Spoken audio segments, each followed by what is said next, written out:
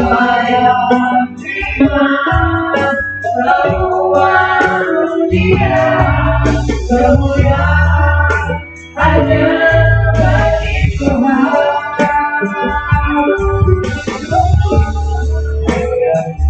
Saya undang untuk sama-sama kita bangkit berdiri. Kita akan membacakan bacaan Alkitab kita. Bacaan Alkitab hari Minggu 12 Oktober. Hari ini diambil dalam Roma 12 ayat yang kedua sampai dengan yang kelima. Janganlah kamu menjadi grup yang ini, tetapi berubahlah oleh pembaruan budimu, sehingga kamu dapat membedakan mana kehendak Allah, apa yang baik, yang berkenan kepada Allah dan yang sempurna. Berdasarkan kasih karunia yang berangkat kepadaku, aku berkata kepada setiap orang di antara kamu, janganlah kamu memikirkan hal-hal yang lebih tinggi daripada yang patut kamu pikirkan, tetapi hendaklah kamu berpikir yang begitu, sehingga kamu menguasai diri menurut ukuran iman yang dikaruniakan Allah kepada kamu masing-masing. Seperti pada kita mempunyai, tetapi tidak semua kota itu mempunyai sama.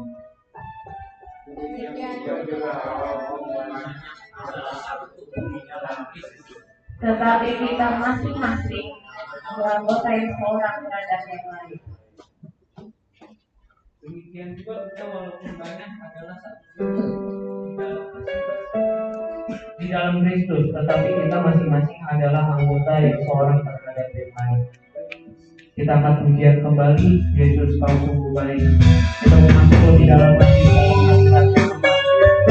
kita Yesus kau sungguh baik.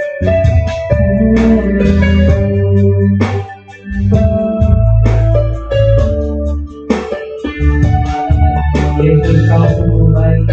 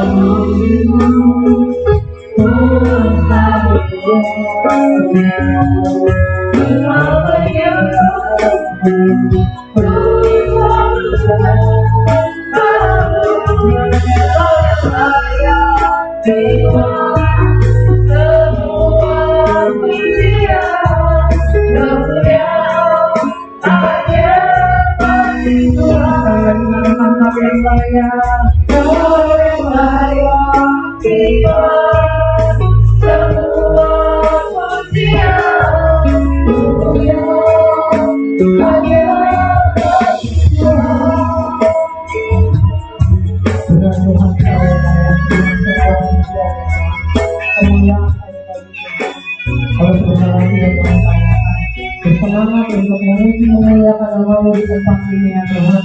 Kami minta hadirat-Mu memenuhi setiap kami ya Tuhan. Biar keselawatan-Mu terjadi atas setiap kami. Kami siap untuk memuji-Mu Tuhan pada pagi hari ini. Yang siap dan memuji Tuhan sama-sama katakan amin. Berikan salam kiri kanan depan belakang Bapak Ibu Saudara. Katakan Tuhan Yesus dahsyat. Amin. Kita angkat pujian anggur baru. Kita percaya anggur baru tercurah di tempat ini. Amin. Amin. Katakan Roh Kudus tercurah di tempat ini. Kuasanya yang ajaib memulihkan umat-Mu.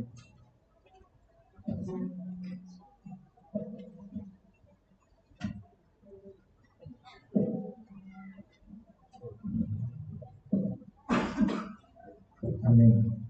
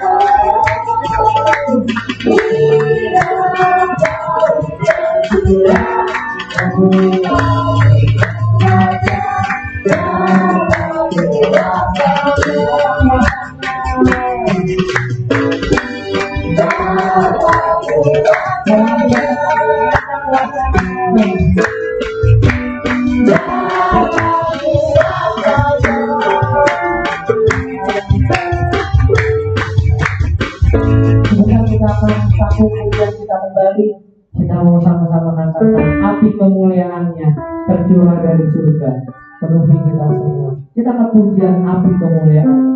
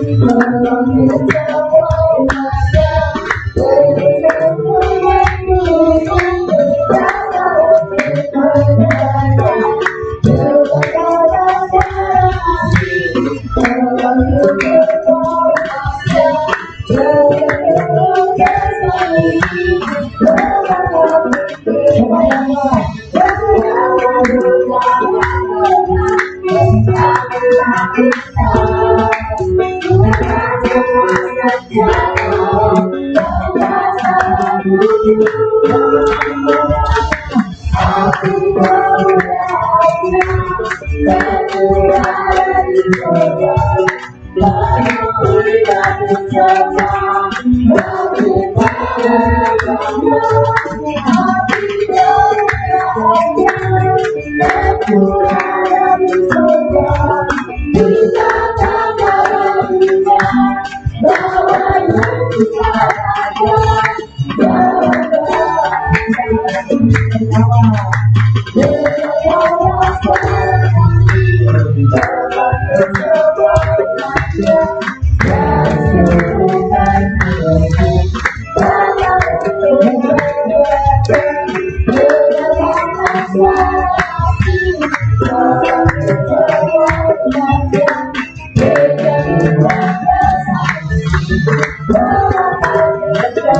Silakan duduk, saudara-saudari.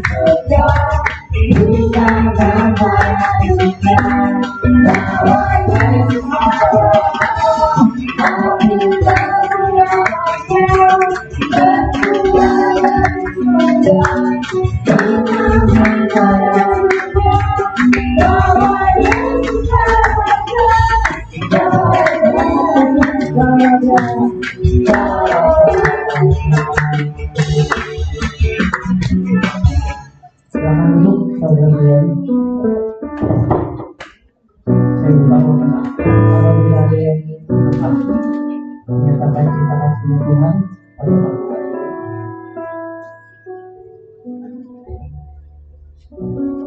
pada sambil menunggu, kita angkat pujian kita, nyalakan api. Dan firman berkata, biarlah rohmu nyala-nyala dan kita sama-sama nyalakan api.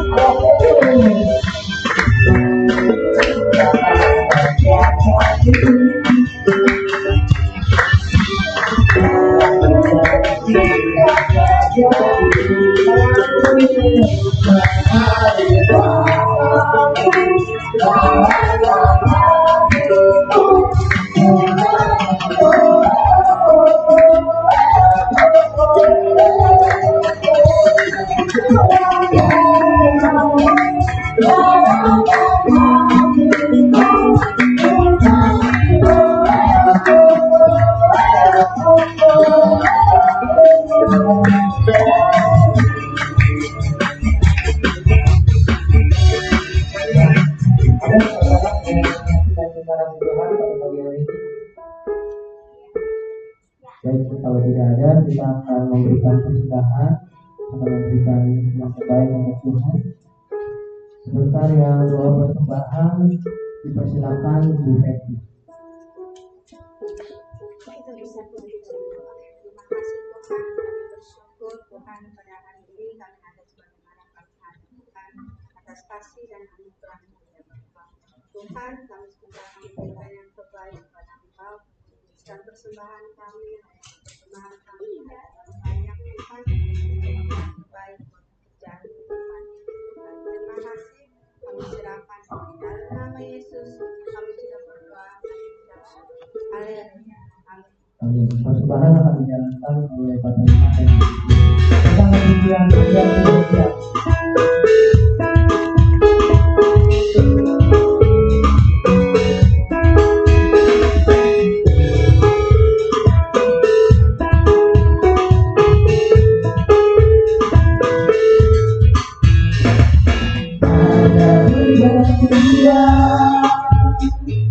Dekati hatimu, aku berkali kau kasihnya. Bisa aku menanti kau lagi bertemu dalam nama yang terjadi.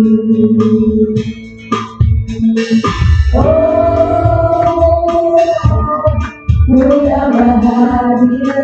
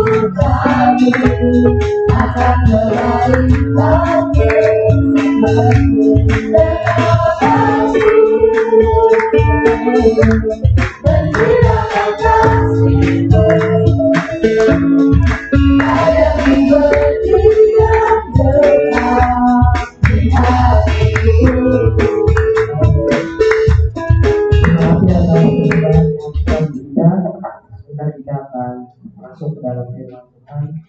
Kita mau masuk lagi ke dalam hadiratnya Tuhan. Kita mau katakan hanya dekat kasih-Mu Bapa, jiwaku pun tentram.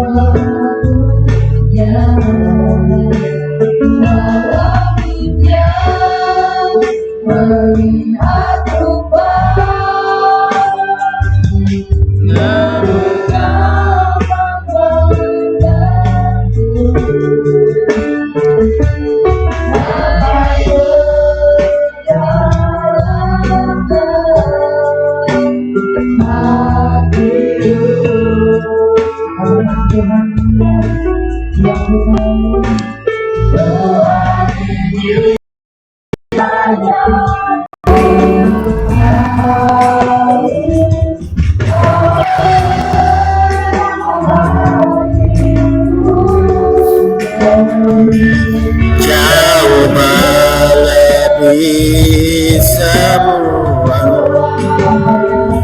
yang terdekat kalimu.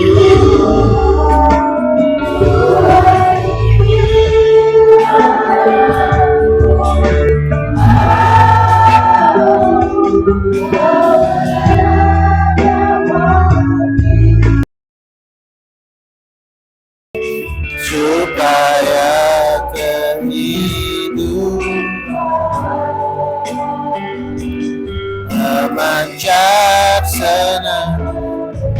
rahasiamu.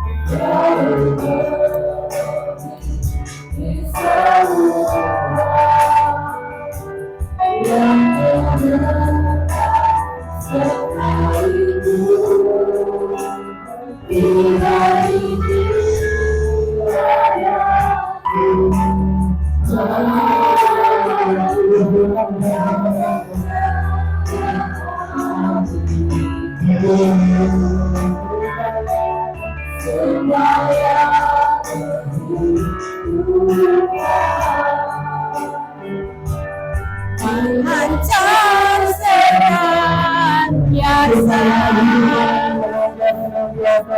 supaya kehidupan memancar senantiasa.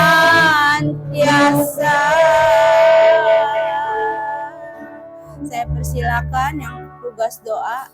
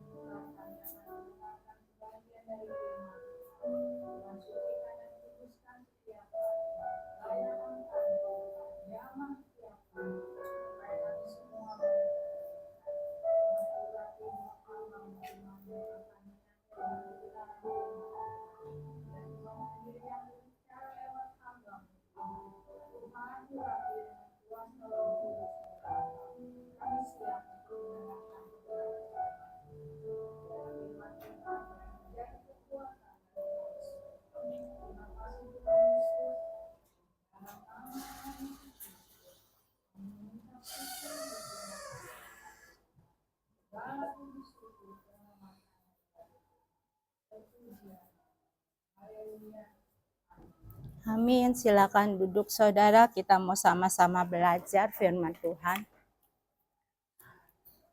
Bapak Gembala memberikan tema bulan ini adalah menumbuhkan kasih persaudaraan antar jemaat. Jadi saya memberikan tema khotbah saat ini adalah kekuatan kasih persaudaraan dalam keberagaman. Kita baca di dalam Mazmur 133 ayat 1. Sungguh alangkah baiknya dan indahnya apabila saudara-saudara diam bersama dengan rukun. Nah, dengan rukun diam bersama-sama. Tapi dalam kenyataannya kalau kita hidup rukun dan berbeda, tapi kita banyak dalam segala perbedaan, terutama nih di dalam gereja ini. Banyak perbedaan karakter, banyak perbedaan pikirannya berbeda, pandangannya berbeda, karakternya berbeda, ya kan? Bagaimana kita bisa hidup rukun di dalam perbedaan yang ada, ya kan? Dengan karakter jemaat yang beraneka ragam. Nah, kita mau belajar tentang keberagaman itu adalah rancangan ilahi. Nah, bukan kebetulan Tuhan merancangkan penciptaan itu beragam-ragam. Ada yang wanita, ada yang pria. Bahkan di dalam satu dunia ini Tuhan menciptakan manusia itu beda suku, beda bahasa, ya kan? Beda negara, beda latar belakang, beda segala macam. Nah, itu adalah keberagaman yang terjadi di Indonesia aja nih ya. Ada beragam-ragam agama, beragam-ragam suku bangsa, betul?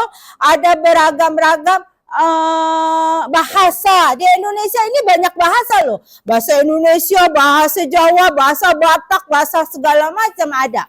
Nah, dalam keberagaman ini bagaimana kita bisa hidup rukun? Nah, keberagaman itu adalah penciptaan dan kreativitas Tuhan. Tuhan begitu kreatif loh, sehingga menciptakan orang-orang berbeda. Tapi di dalam khususnya kita orang Kristen, kita ini adalah bagian atau satu tubuh, yaitu tubuh Kristus. Nah, jari nggak sama fungsinya dengan mata. Tangan nggak sama fungsinya dengan kaki. Tapi semua saling bekerja sama dengan sempurna. Ya kan? Ada nggak kalau tubuh kita mata semua? Nggak ada. Ada nggak tubuh kita jari semua? Monster kali ya. Ya kan? Monster yang jari semua, mata semua. Tapi Tuhan menciptakan beragam-ragam. Ada mata, ada telinga, ada tangan, ada kaki. Dan semua menjalankan fungsinya dengan sempurna. Nah, bagaimana saling kita bisa menjadi sempurna di dalam keragaman, terutama di dalam anggota jemaat. Bagaimana supaya kita jadi sempurna? dalam keberagaman kita. Ya kan beda-beda. Bapak Theo karakternya beda dengan Bapak Andre, ya kan? Semua orang di dalam lingkungan komunitas ini, di dalam gereja ini beda-beda pandangannya. Bapak Santa mempunyai pandangan seperti ini, Bapak Gembala punya pandangan seperti ini. Itu berbeda-beda. Bagaimana supaya pandangan yang berbeda itu menjadi sempurna? Nah, yaitu yang pertama adalah saling melengkapi. Di balik perbedaan kita harus melengkapi, mengisi kekurangan dalam keberagaman. Beda karunia, beda bakat. Berarti kita tidak perlu menjadi apa? Menjadi, oh saya nih yang paling hebat, saya nih paling kuat. Tidak boleh. Semua saling melengkapi. Jangan jadi Superman, saudara. Ya kan? Jadi manusia biasa aja. Walaupun lemah nggak apa-apa. Ada saling menguatkan. Ya kan? Kita baca di dalam 1 Korintus 12 ayat 14 sampai 20. Saya minta saling bersamaan ya. 14 saya, 15 saudara dan seterusnya. Karena tubuh juga tidak terdiri dalam satu anggota, tetapi atas banyak anggota. 15.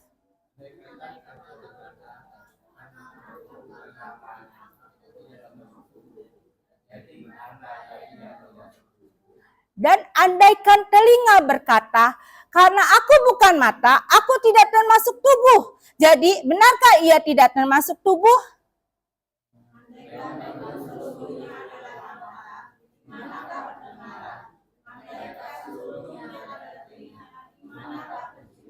Tetapi Allah telah memberikan kepada anggota masing-masing secara khusus satu tempat pada tubuh seperti yang dikehendaki.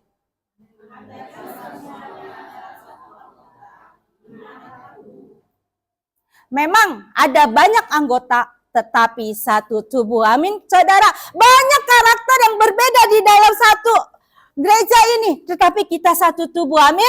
Kita satu tubuh karena kita saling melengkapi. Bapak Simon misalnya, dia punya bakat untuk memuji dan memainkan musik. Nah, tadi siapa? Yeye memuji Tuhan, ya kan? Selain dia punya bakat memain musik, dia memuji Tuhan. Tapi bagaimana saling mempersatukan menjadi harmonis yang indah? Nah, pastikan mereka latihan dulu, ya kan? Jadi kawan nih, oh ya salahnya di sini, Nike salahnya di sini sebagai sebagai singer gitu kan? Saling melengkapi. Nah, begitu juga dalam kehidupan kita harus saling melengkapi, ya kan? Jangan ada yang merasa paling hebat, nggak ada yang merasa, oh aku tuh paling hebat, aku tuh paling pintar nih di gereja ini, nggak ada, aku nggak ada yang pintar selain aku, nggak ada. Kita semua sama, karena Tuhan menciptakan berbeda-beda itu dengan fungsinya masing-masing. Nah, yang kedua, supaya apa? Selain supaya jadi sempurna, supaya tadi saling melengkapi, supaya jadi sempurna kita saling melengkapi. Dan yang kedua adalah menciptakan keseimbangan. Nah, supaya kita jadi sempurna, selain saling melengkapi, supaya saling seimbang, saudara. Seperti neraca dalam keadilan, nggak ada yang salah satu begini, nggak ada yang gini, sama, seimbang, sama berat. Nah, makanya ada pepatah berat sama dipikul, apa itu? Pepatah itu tuh, saya lupa tuh pepatahnya.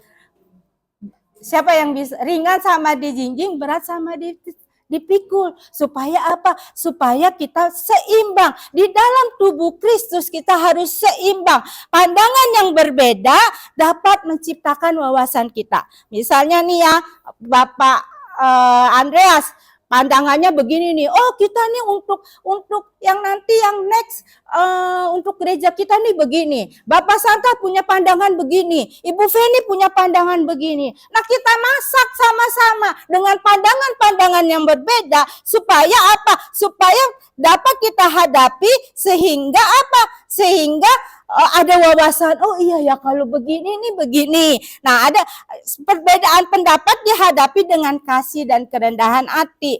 Jadi dia dapat menghasilkan keputusan yang lebih matang dan bijak.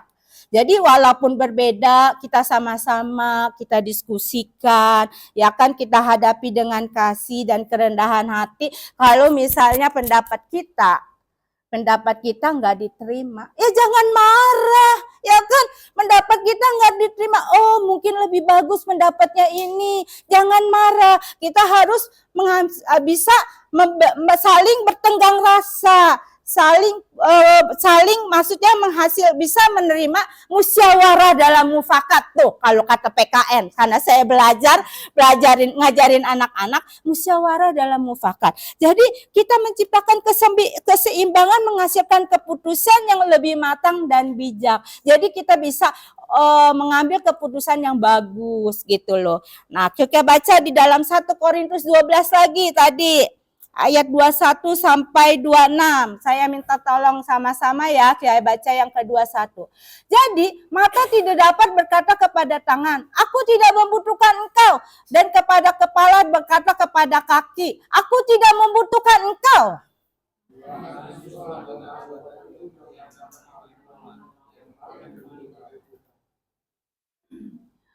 Dan kepada anggota-anggota tubuh yang menurut pemandangan kita kurang terhormat, kita berikan penghormatan khusus. Dan terhadap anggota-anggota tubuh kita yang tidak elok, kita berikan perhatian khusus.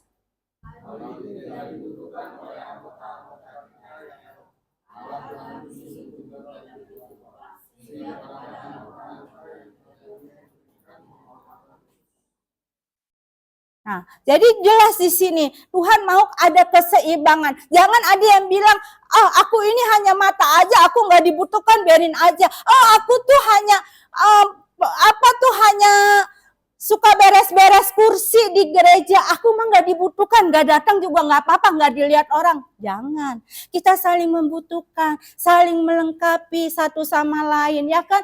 Oh, aku mah hanya penjaga pensembahan aja, bisa kok digantiin sama siapa aja. Aku nggak datang bisa, siapa aja bisa gantiin.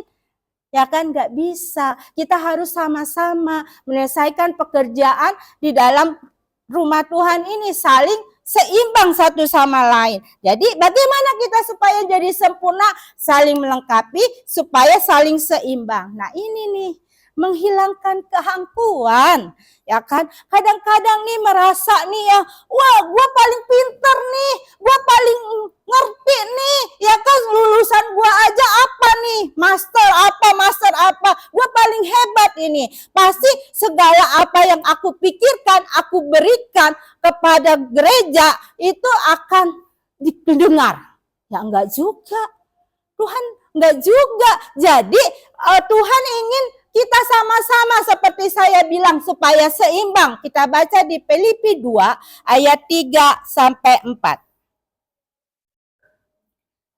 Saya bacakan, dengan tidak mencari kepentingan sendiri atau pujian-pujian yang sia-sia, sebaiklah hendaklah dengan rendah hati seorang menganggap yang lain lebih utama daripada dirinya sendiri. Dan janganlah setiap orang hanya memperhatikan kepentingan sendiri, tapi kepentingan orang lain juga. Jadi jangan sok, aku hebat, ini aku loh, kepentingan kita aja, biarin. Pak Pendeta nggak dengerin nih, Pak Pendeta nggak dengerin apa yang masukan aku. Berarti udahlah, keluar aja dari gereja, nggak usah datang ke gereja. Begitu nggak? Enggak ya, karena kita memikirkan, Bapak Pendeta juga mikirin, kalau begini kasihan yang ini, kalau begini mikirin yang ini. Jadi apa? Jadi kita jangan merasa kita paling hebat, merasa paling benar, nggak boleh.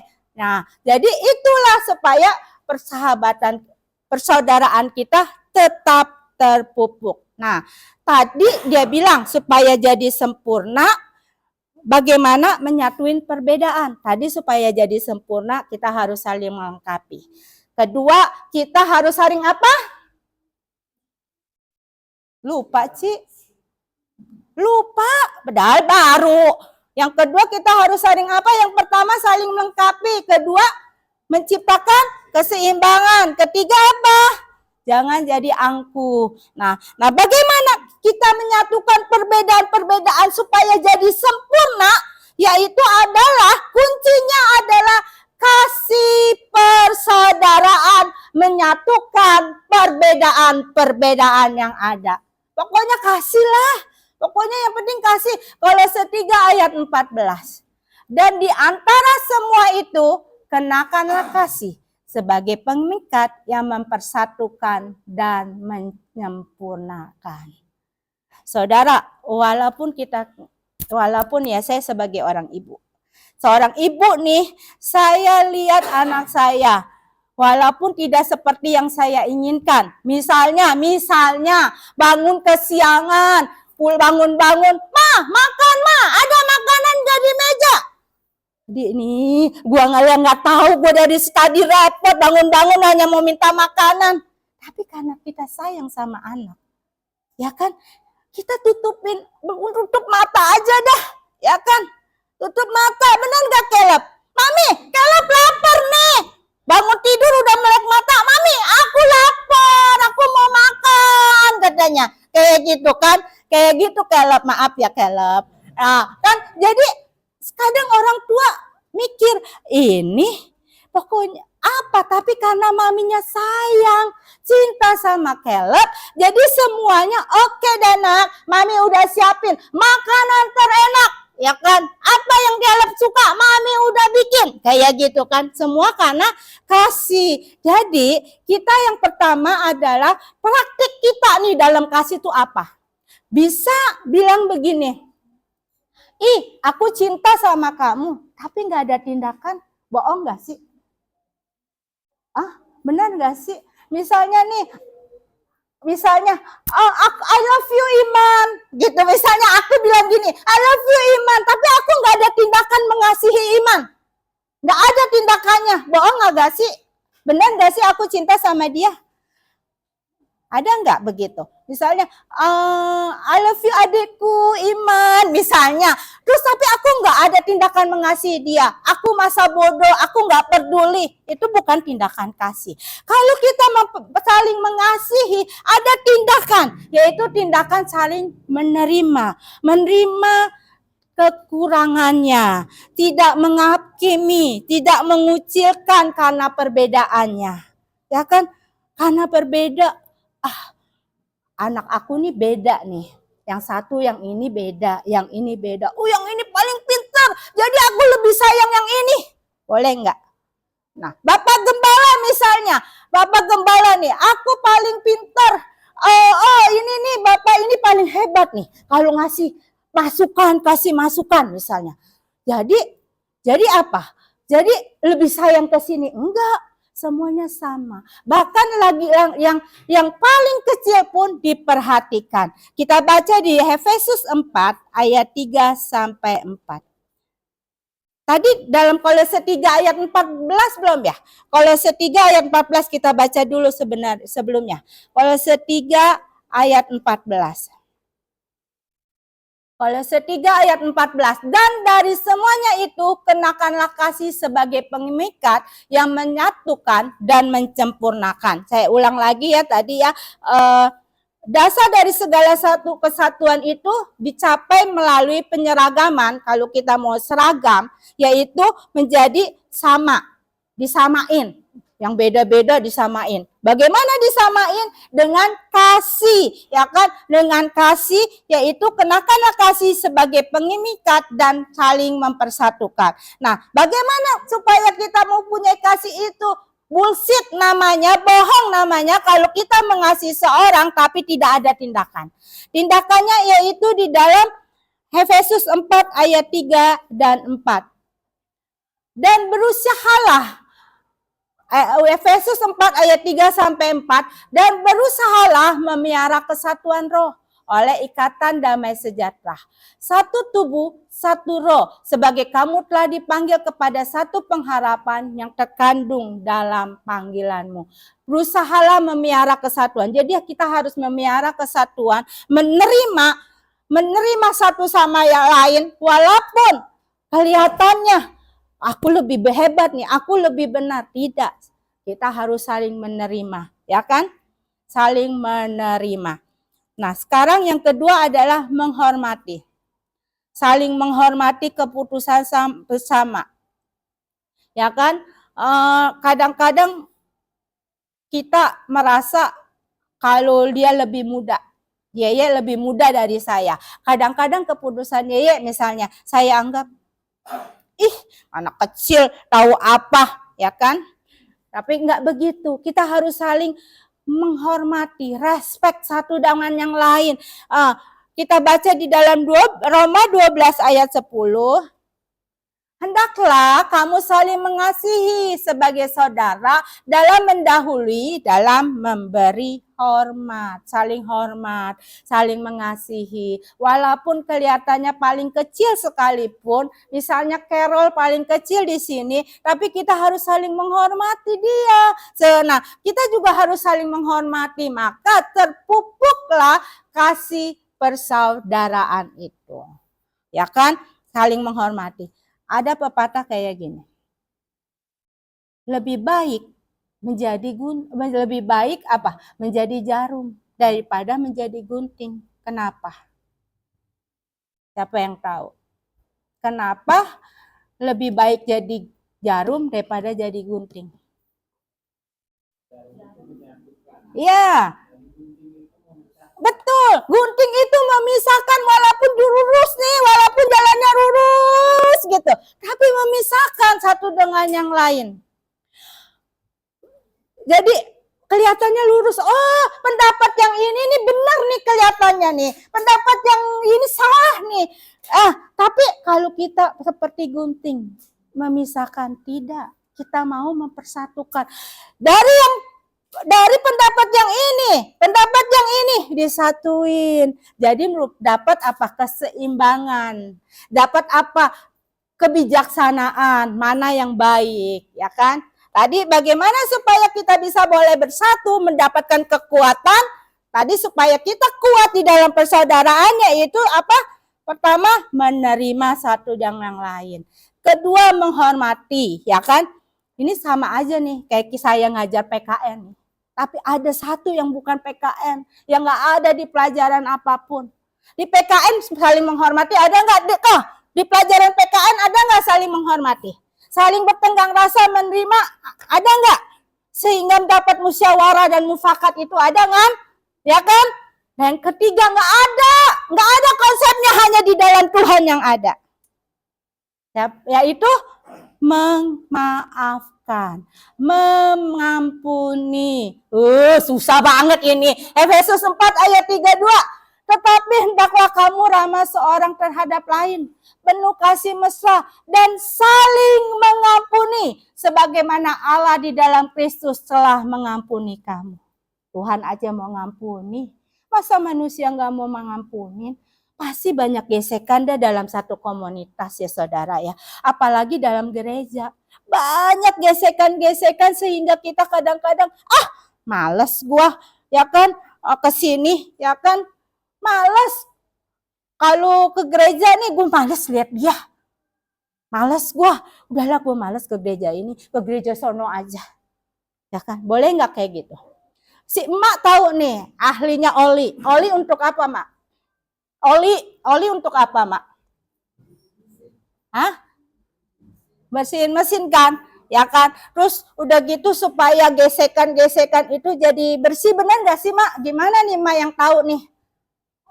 Gunanya melicinin.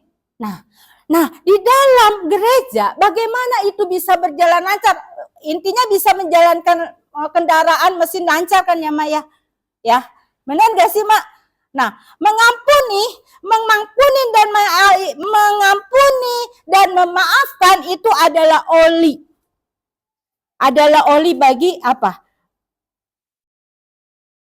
Mengampuni dan memaafkan adalah oli yang menjaga persatuan sehingga jalannya jadi mulus.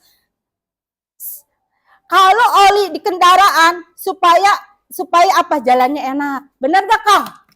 Wah, kalau kita olinya bagus, jalan lajunya enak. Nah, demikian juga dalam komunitas kita. Demikian juga dalam kehidupan kita berjamaat. Mengampuni adalah oli supaya perjalanan iman kita semakin mulus. Amin, saudara. Dulu saya tuh kalau benci sama orang, air muka saya tuh ketahuan banget. saya tuh nggak bisa senyum sama orang itu. Misalnya saya benci sama si Sylvie nih. Saya benci sama Sylvie. Muka saya cembetut terus sama si Sylvie. Gak pernah saya ada senyum sama orang itu. Dari air muka saya aja kelihatan. Tapi Tuhan bikin saya proses supaya saya nggak berbuat gitu. Sekarang muka saya senyum dulu. Kadang aja sama orang nggak dikenal di jalan saya senyum. Tapi bukan orang gila ya saudara ya. Bukan. Itu menyatakan kasih saya kepada orang lain gitu loh. Jadi dulu saya itu benci sama seseorang. Saya ketemu dia di gereja. Saya bilang ngomong begini nih sama Tuhan di sebelum ke gereja. Tuhan, saya mau ke gereja nih, tapi pasti saya ketemu dia nih. Saya pasti ketemu dia. Nih Tante Hana tahu deh ya, saya masih muda ya, kalau saya benci sama orang muka saya serem ya Oma ya. Muka saya tuh nggak ada senyum, Oma tahu deh gitu kan. Saya nggak bisa senyum sama orang, ya kan. Terus udah gitu, saya mau ke gereja, saya bilang, saya mau ke gereja nih Tuhan. Tapi saya benci lihat orang itu Tuhan. Aduh Tuhan tolong Tuhan berikan saya hati untuk mengampuni. Begini nih, saya bilang saya berikan hati mengampuni. Ketemu orang itu bukan ngampunin tanpa benci saudara. Tanpa kesel saudara. Setiap saya ketemu orang itu, ada aja ini kelakuannya yang bikin gua kesel. Ada aja nih. Tadinya gua udah mau ngampuni nih. Gua udah tiap hari berdoa nih. Minta ampuni Tuhan, ampuni. Supaya saya punya hati untuk mengampuni seperti Engkau. Tapi makin bete, makin kesel kalau lihat orang itu. Jadi tiba-tiba pada suatu hari saya berdoa benar-benar sungguh-sungguh saya bilang gini. Tuhan berikan saya hati mengampuni seperti Engkau telah mengampuni aku Tuhan. Saya punya hati begitu. Lalu Tuhan bilang gini. Itu Tuhan kasih saya seperti ngomong atau apa, kasih pengertian kayak gini.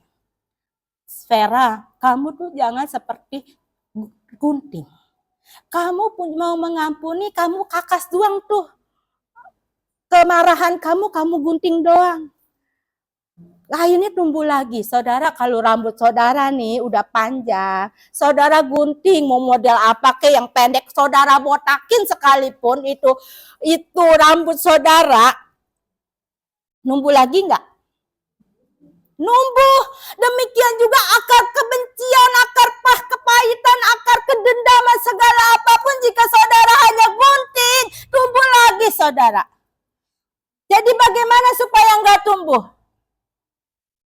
Dicabut saudara ke akar-akarnya.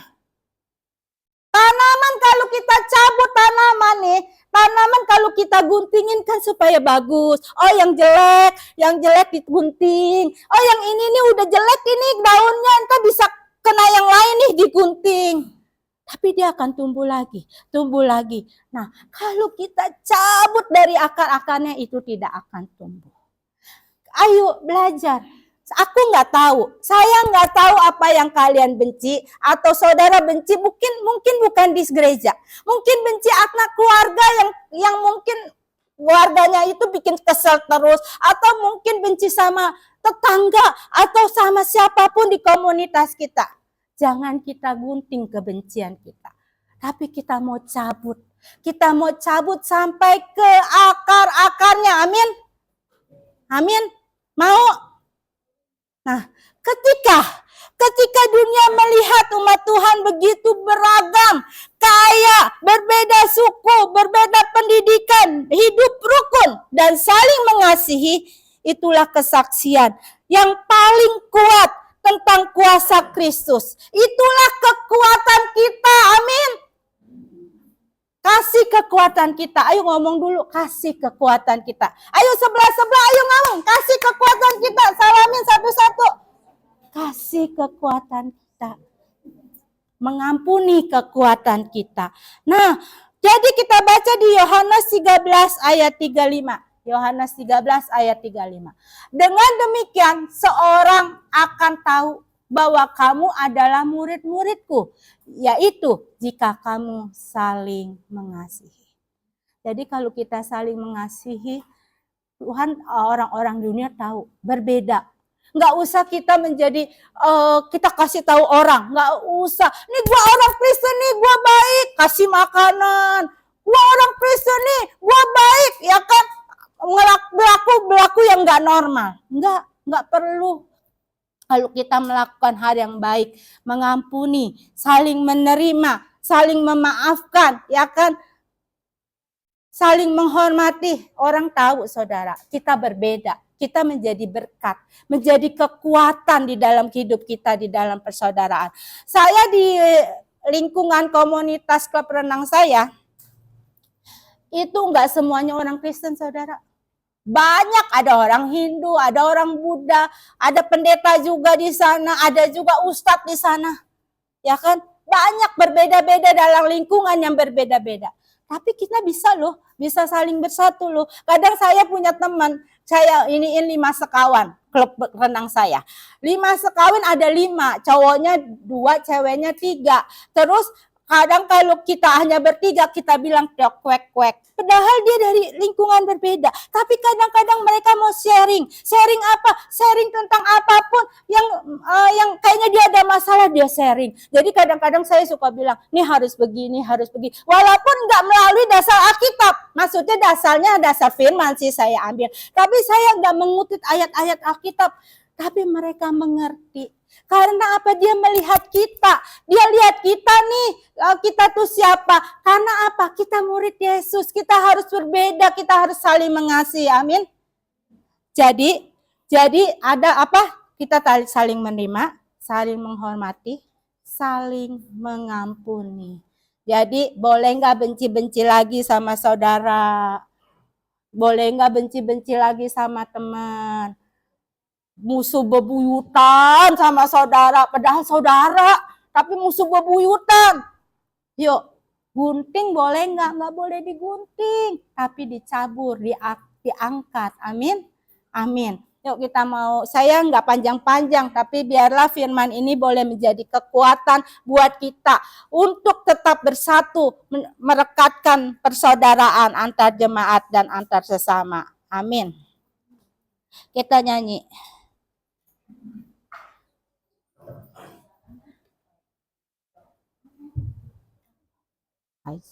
Kasih itu lemah lembut.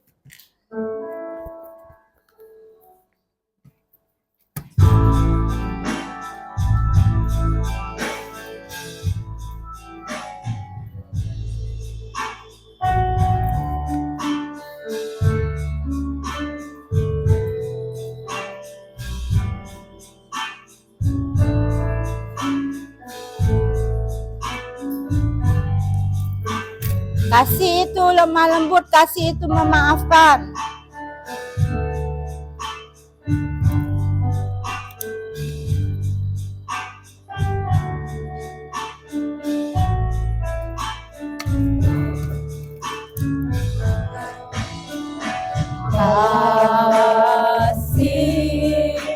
Kasih lemah lembut,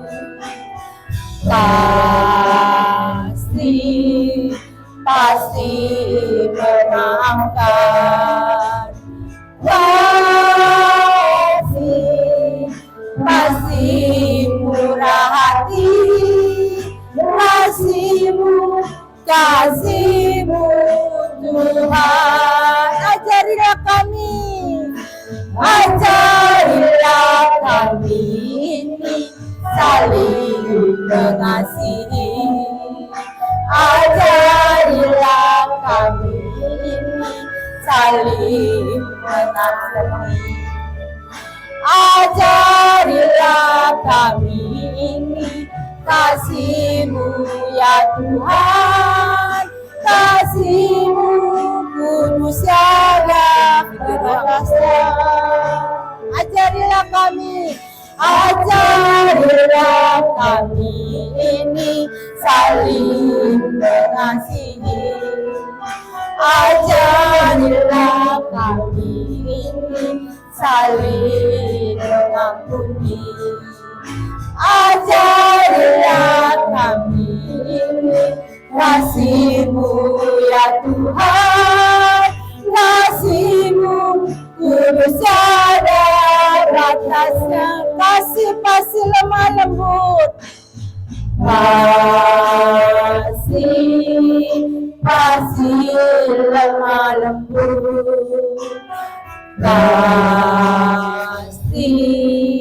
Pasti memaafkan.